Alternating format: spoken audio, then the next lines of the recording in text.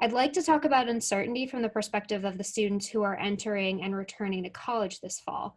Peter, can you give us some insight into what they're likely to encounter?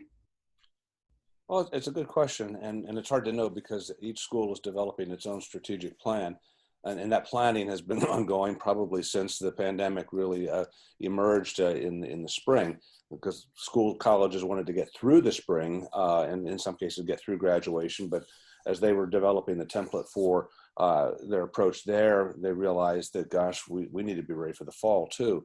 So what's happening is, for the most part, educators are saying we want kids back.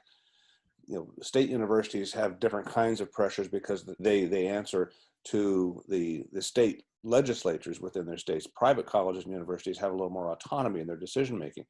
That said, what I'm coming to understand is there are a range of approaches that are being taken by colleges as they try to get set for the fall and an opening of an on-campus, a live on-campus instruction.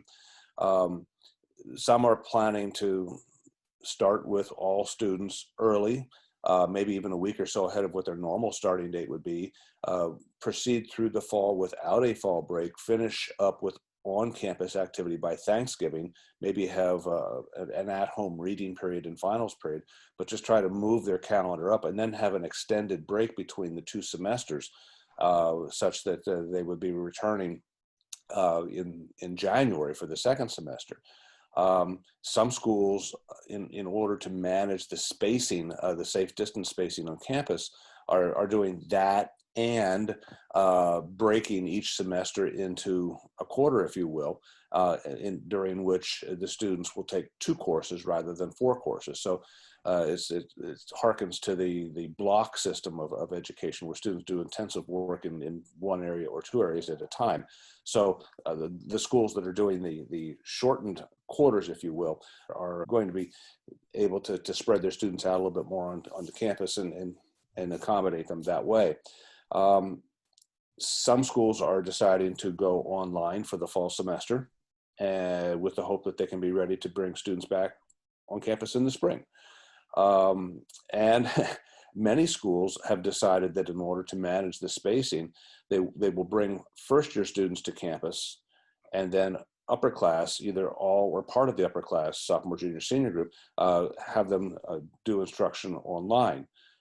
The thinking there is that the first-year students need to have an acclimation period with their new peers, with their professors, with the protocols of a campus life, and that sort of thing. So it's entirely possible that some schools will have the freshmen, first-year students, in residence for safe distance classroom instruction on campus, and the other students would be off campus, at least for the first semester. So there are a range of things that are being considered and put into place right now. And frankly, I think some of these institutions are not going to make the final call about what they're going to do until maybe 5 days before they would normally start classes. So these are the kinds of things that are being considered by institutions as they try to get back to some sense of normalcy. But that, I think most would agree that normalcy is probably not going to happen for another year or so.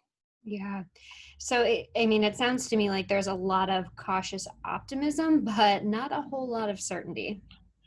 Right. And again, the institutional leaders want to respond ethically. And let me add that in addition to the educational pressures that to try to keep things moving, this pandemic is laying a big hit financially on all institutions, because you think about it, if students are not going to be on campus, there are a lot of residential fees and associated fees with students in residence that colleges won't be collecting, yet they have buildings standing there, in some cases empty.